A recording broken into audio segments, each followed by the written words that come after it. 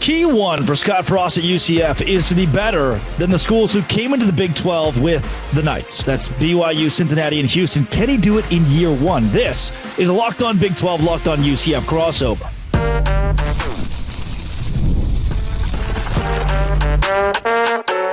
You are Locked On Big 12, your daily podcast on the Big 12 Conference. Part of the Locked On Podcast Network, your team every day. Happy Wednesday, everybody. Welcome into Locked On Big 12. I'm Drake Toll from America's #1 Big 12 podcast, Locked On Big 12. In 30 seconds, Locked On UCF's Mike Gittins will join me. If you hit subscribe on his show, he's close to 1,000. He gets to keep his job. We will talk how UCF can surpass BYU, Cincinnati, and Houston under Scott Frost next season, and they need to become the best newer comer. In the middle segment, Shedeur Sanders, Cam Scadaboo, why were they snubbed and not brought to New York when they could both win the Heisman Trophy and probably deserve a shake at that big piece of iron? And then in the third segment, Scott Frost, what if it doesn't work out? It may not work out. Could he be worse than Gus Malzahn? Here are the possibilities to play devil's advocate. Without further ado, Mike, Drake, take it away. Look, to me, the first metric of success for Scott Frost is separating himself from BYU, Cincinnati, Houston, the teams that UCF should compare itself to. Can he do that? Can UCF become the best newer guy in the Big 12, even in year number one under Frost, when especially you're going against a BYU team that's so prominent? Yeah, I think that it comes down to two things, Drake. It comes down to recruiting and it comes down to game planning and play calling. Yep. These were things that, were issues under Gus Malzahn, especially the play calling part and the game planning part. When Gus took the UCF job, what a lot of UCF fans saw was they saw a coach who had a safe 8-win floor in the SEC. They figured that would translate to UCF. And as the years went on, that floor effectively lowered until you got to what you got this season. And so does Frost raise the floor for UCF to, 7 wins is a bad year, right? Yeah. I think he does. You got somebody who understands the landscape down there. Now, this is a different era, and this is something that I think doesn't get talked about enough. A lot of these guys who have been out of coaching before NIL and now in the NIL era is different. It is a different beast with how expectations have raised quickly, Drake. You have to win faster in the NIL and with these new portal rules that are in place where you can go out and you can get guys in the portal that can come in and transfer your program. You can flip a roster faster than you ever could before in the past. What? Can Scott Frost flip the roster better than the guys at BYU and Cincy and Houston? I think he has that capability. That's why you rehire Scott Frost. He understands your program. He understands the culture that you need, what kids are looking for to come to Orlando to play football. And I think if you give him the financial support, UCF is in the process of reorganizing their collective in anticipation of the laws around it changing and the school being able to own a lot more of that process. If UCF can own the NIL process completely, and you can tell Scott Frost, here's the checkbook, go out and get your guys. I do think that he competes with those guys in year one. Orlando, you're looking at a recruiting base in Florida where you're teed up. It's tough to find something much better than the Bounce House, than a university that boasts 60,000 students from online to on campus and a prominent brand, one that has a claimed national championship in 2017. And whether you agree or disagree with it, it means that they were very good at football for an extended period of time. With all of those things considered, is UCF the best destination job in a vacuum of those four? Yeah, I think so. Look, kids want to go play down south, man. Come on, let's be real. Nobody really wants to go play in cold weather climates. I think schools, like Oregon and that have had success at football have always had this challenge in that, when these kids go visit other schools like Miami or UCF or any of these like southern schools where the weather is much better, they like it. They want to go play there, and there's a lot to do in Orlando. And now we're giving kids a lot of money, Drake, to go be the biggest jerks they can be. So you can be a star and you can be a big jerk with a bunch of money in college now. And I think it's going to be interesting to see. But yes, it is a great destination job. And what doesn't get talked about enough is UCF has a really young and enthusiastic fan base. And in my time covering the school, man, they have a lot of enthusiasm, and they did not check out on this team at all, despite all the troubles in the win-loss column. They hung in there to the end. They voiced their displeasure with how it was going. And at the end of the day, they're helping to raise the expectations that, look, we don't want to be that school that just barely makes a bowl game every year. You can win here. And why you rehire Scott Frost, because he was on the verge of taking you to that next level in 2017. They just hired his former QB from that undefeated 13-0 season where they absolutely mollywopped Auburn in the Chick-fil-A Peach Bowl, and Mackenzie Milton coming back to be his QB coach. So you're hiring guys who understand how you want things done. I think this is a match made in heaven, and I think this hire makes a lot of sense. Yeah, Mike, I want to affirm one of those takes you gave right there. This is a young fan base that is getting older, as we all do, right? But in saying that, if you're 75 years old, you could never say, oh, I watched UCF when I was a kid, or I have this great memory of being a UCF fan. You can say that about BYU or Houston or Cincinnati, but UCF started football in 1979. Those guys were 35 years old if you're sitting at 80 right now or 75 right now. And so for a UCF fan base that is so active, a lot of young donors that as they get older and accrue more money, UCF gets even more powerful. You know, you look at every other fan base. They've spent decades and decades having those old, rich donors pouring money in. UCF is only now getting that kind of love from a large portion of alumni. Mike, when you do take into account BYU, Cincinnati, and Houston, BYU being kind of the bell cow right there of what we've seen in football product the last 2 years from that group, is there a way via the transfer portal that UCF has this Arizona State-esque turnaround and even surpasses the Cougars? Yeah, it comes down to talent evaluation. And this is an underrated part of, I think, coaching. And the better coaches, they don't miss when they evaluate a guy. When they go out and they get a guy, they hit more often than they miss. And your question is, can Scott Frost do that? Can he be better at talent evaluation than his peers? BYU, to me, is the standard that everybody's aiming for in terms of fan support, in terms of NIL in the Big 12. They're what you're trying to do here. But to raise money, it's like a campaign, man. You got to win. You have to win, and you need to put W's on the board. You need to show that you can be a good steward over what you have. And they'll say, hey, we see the potential is clearly there. Let's put more money behind this coach. And those young people who you're talking about who are getting older by the year, Drake, will spend their hard-earned money to support a winner. But nobody wants to put financial support in this economy behind a loser. So I don't know if you've seen gas prices lately, but they're not great. We need a winner. They're not great. Coming up, we've talked a lot about potential and being where that standard is set. Why is Scott Frost the right guy to do that? Let's talk Frost himself. That is next on a Locked On Big 12, Locked On UCF crossover, part of the Locked On Podcast Network, your team every day.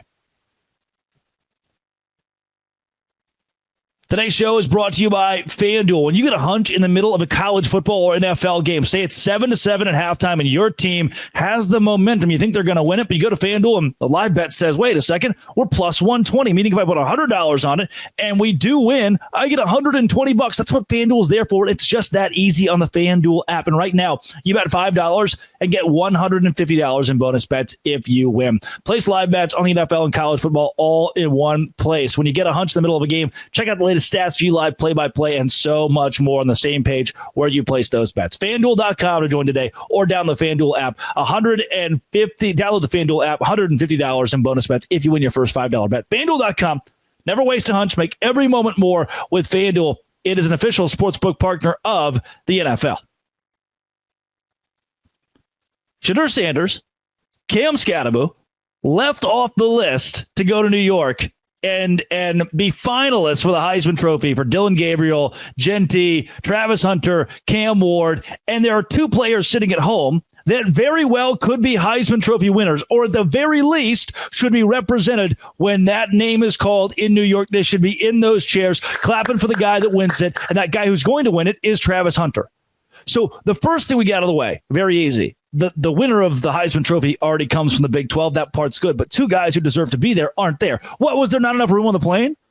Oh, are we strapped for money this year? Oh, we could only have 4 Heisman candidates. I'm sorry. We could only have a select number of finalists. Do you know that since 2021, we've had the exact same number, 4? Prior to that, it was a hodgepodge. There have been 5 before. It's not like, oh, well, this guy wants to dilute. What, does everybody get a nod for the Heisman? No. I'm talking about a 2,000-yard man in Cam Scatterbo. Talking about one of the best quarterbacks in all of college football, Shedeur Sanders, who backed it up with 4,000 total yards and 38 touchdowns. 2 guys who I will make a very clear case should be in New York and were snubbed for what? A subjective number? Well, we can only bring so many. Why don't you bring the guys who deserve to be at that ceremony? Because in years past, they could have very well won a Heisman Trophy. Scatterbo put up numbers that rival Heisman Trophy winners of the past. The same goes for Shedeur Sanders. You put Shedeur Sanders and RG3 up against one another. That's a tight race. These are 2 guys who very well deserve that iron any given year, and they will be watching this ceremony at home.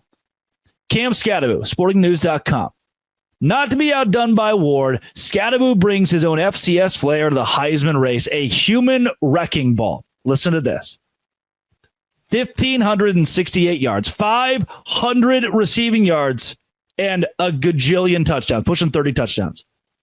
While his production certainly did not match Genty's, I am confident that whether or not he deserves the Heisman Trophy compared to Genty, he should still be there to shake his hand if Genty does bring home that hardware. He was one of 3 FBS players with at least 2,000 scrimmage yards and one of two with 2,000 total yards and at least 20 touchdowns. 2. That seems like pretty elite categories. And he's left out. Also, let's look at strength of schedule. Let's look at defenses. Yeah, well, Cam Scatterbo had to play against Texas State. Come on, they're not that good. But what about BYU? Huh? What about a UCF run defense? Or a Utah run defense? Yeah, well, but, Oregon. Genty played against Oregon. Yeah, what about Nevada? What about San Jose State or Wyoming or the bulk of that guy's schedule? Well, they played UNLV twice. I don't give a rat's butt. You're leaving a kid out. They just dominated his conference championship at the Power 4 level, dominated defenses at the Power 4 level, and missed a game this season. I don't hate Genty.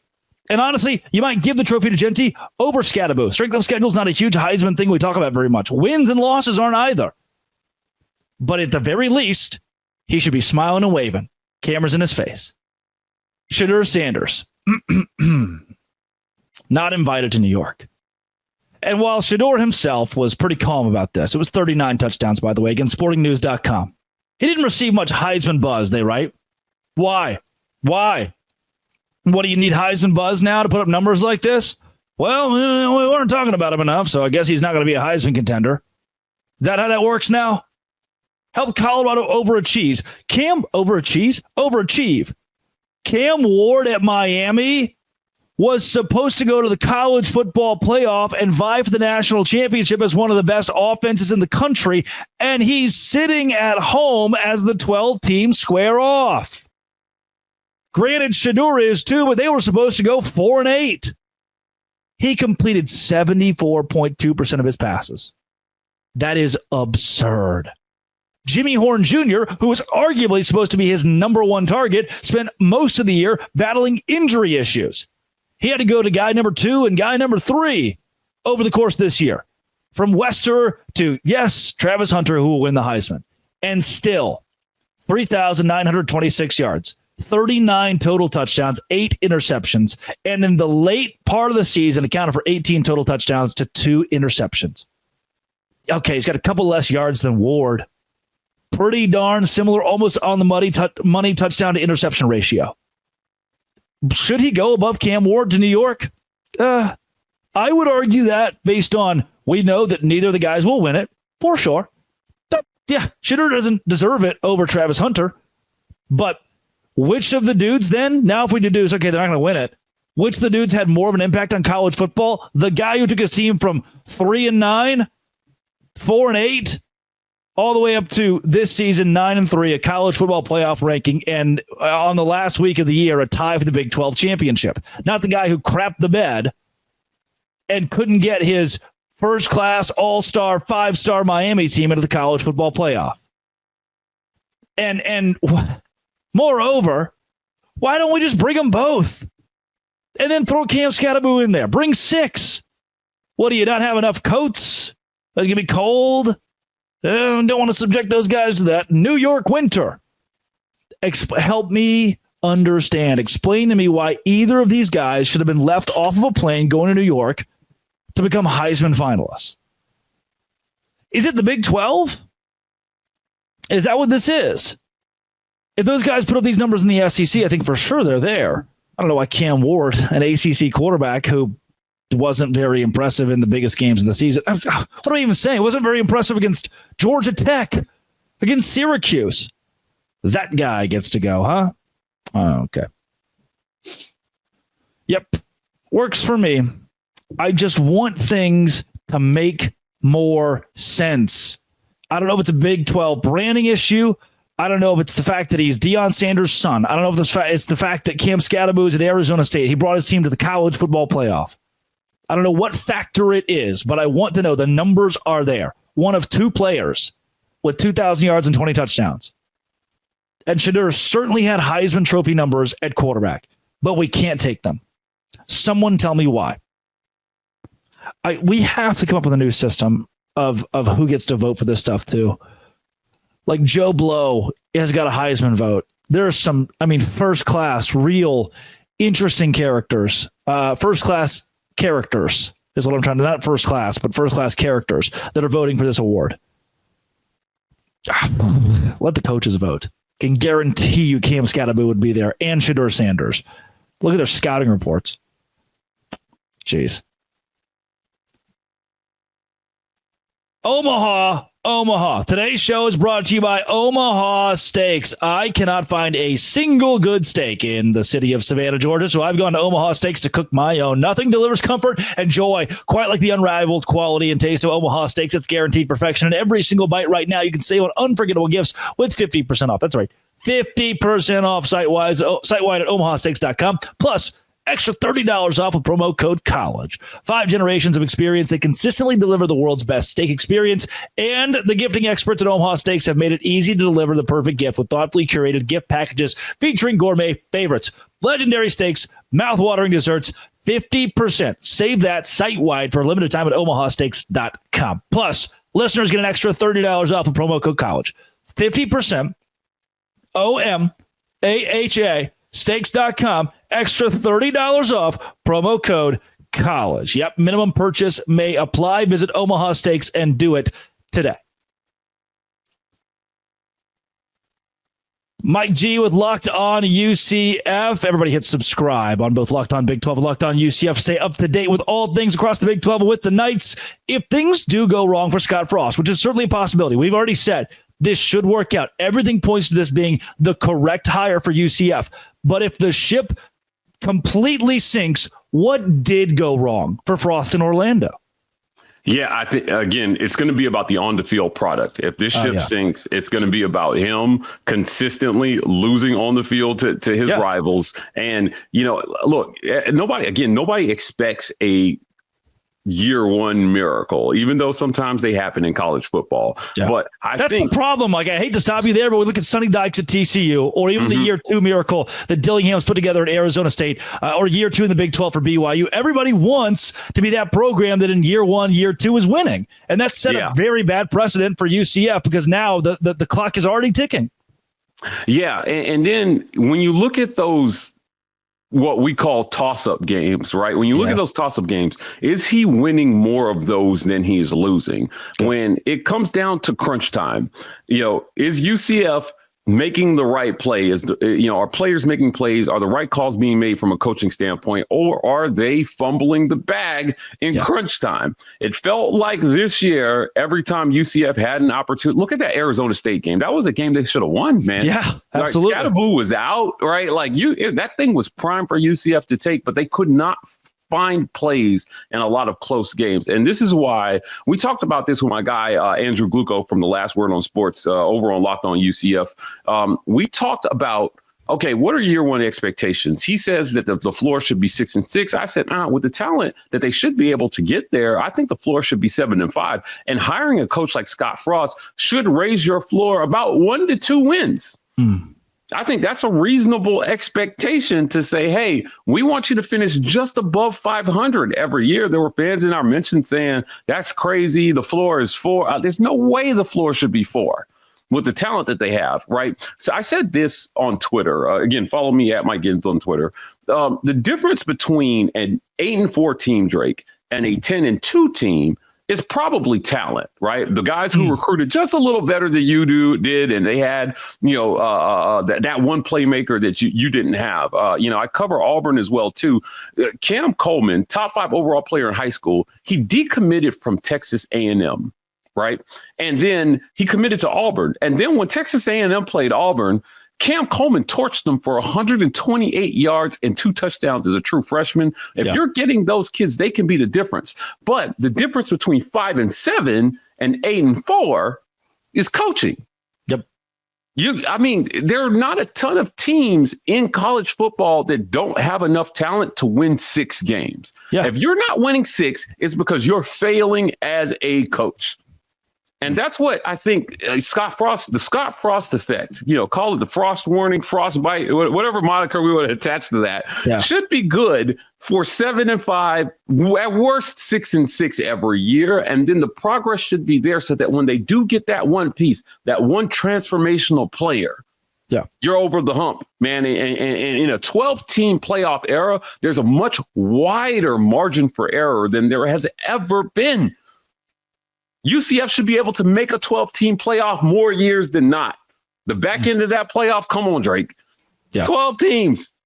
Do it. Yeah, it's with the recruiting base in Florida, you're there, right? You've got to be. It's a different standard in Morgantown, West Virginia, given you don't have the hotbed locally. There aren't kids within 30 minutes of you who can win at the Power 5 level. But in Orlando, you have to. It's a gift that you are given as the head coach at UCF. Mike, what did Gus Malzahn do in his last couple of years at UCF that Scott Frost must avoid to not only keep a bad taste in Knight's mouths, but also to completely make the program his own?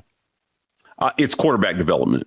Okay. And it plagued Gus his entire career. Yeah. But you could see when Gus was able to find that transformational quarterback, it was championship run time. Yeah. And you got to stop pretending that you can have game managers back there in some of these systems, right? In Gus's system, you needed a dude. You needed a Cam Newton, which we saw how that looked in 2010. You needed a Nick Marshall. You needed a Jarrett Stidham, right? Yeah. When he got those guys, he was on fire. If you're Scott Frost, you can't do what Gus did. You can't bring in KJ Jefferson and then bench him before midseason. Yeah. Wild. No way. There's no way. And the money that they had to shell out for an SEC starting quarterback to come into UCF and then not win games. And then you go to Ja'Cory Brown and EJ Colson. Colson clearly doesn't look ready. Ja'Cory Brown is a dynamic runner, but again, at the end of BYU, he was just throwing interceptions. Now you're on your 4th quarterback. And I commend Gus for having the balls to go to Dylan Hrisk. Great last name. Who played pretty well, by the way. Yes, he played pretty good. I thought he did enough to earn an opportunity at the end of that BYU game. He led a touchdown drive when they could not. And they went to him. And look, man, moving forward, he was big versus Arizona. I think he had a 300-yard game and 3 touchdowns.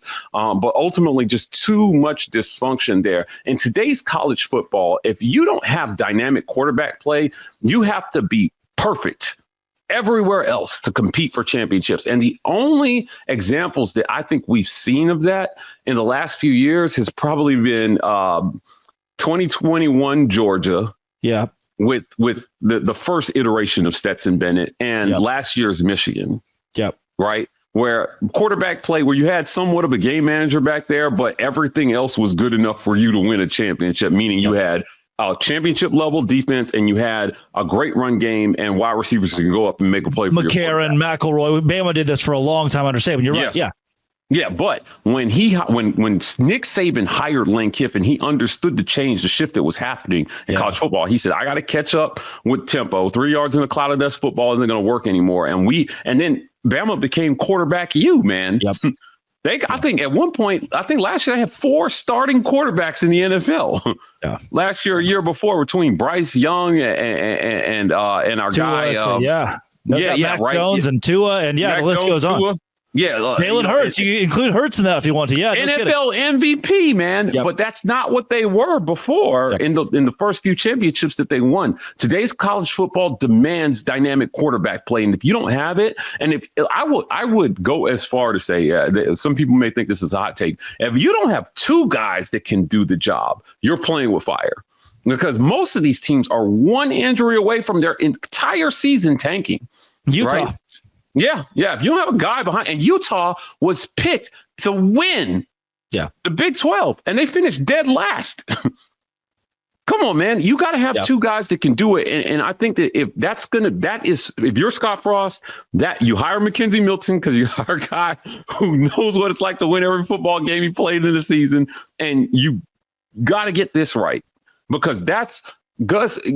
That's where I think Gus, it was over for Gus when KJ Jefferson didn't work out. Yeah. Because he didn't have a guy on the roster that could come in and save a season. And I think it's a terrible place to be as a coach when you need a quarterback to save you. And they can't have that under Frost. You got to have a solid D, and you've got to get playmakers around your quarterback. Go out and find those guys in the portal if you can't get them from high school, and make sure that you have a cushion for your backup. If your dynamic starter gets hurt or just isn't playing well, you've got it. If you don't have it, you're playing with fire here, Drake. Yeah. Mike, before we get you out of here, where can folks find more of your work, more of your coverage of UCF and overall in college football? Check us out over on Locked On UCF. We are on fire, Drake, but we need your help to get to 1,000 subscribers. I think we're just under 600 right now. We've been at it less than 2 months, but we're pumping out some great content for you guys over at Locked On UCF. So follow me at Mike Giddens on Twitter for a lot of great Locked On UCF content. And when you see us, drop a comment, drop a like, drop everything, and watch Locked On UCF. We'll be covering UCF and the rest of the teams in the Big 12 the rest of this week and all off season as well at Locked On Big 12 and Locked On UCF. Thanks for watching or listening today. This has been and always will be Locked On UCF and Dose Grande.